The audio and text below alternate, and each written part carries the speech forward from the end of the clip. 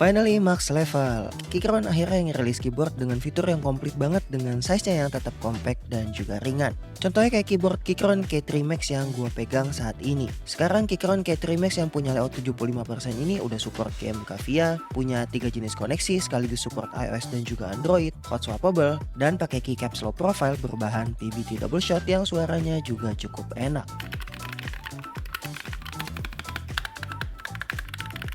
Dengan semua fitur ini ukurannya tetap compact dengan tinggi depan 17 mm dan belakang 25 mm aja. Buat yang suka ngetik di kondisi gelap, ada juga versi keycaps yang tembus LED jadi kalian tetap bisa ngeliat hurufnya yang diterangi oleh RGB backlight di bagian bawah switchnya. Udah komplit banget kan? Yuk kalau minat cek di official store Keychron Indonesia.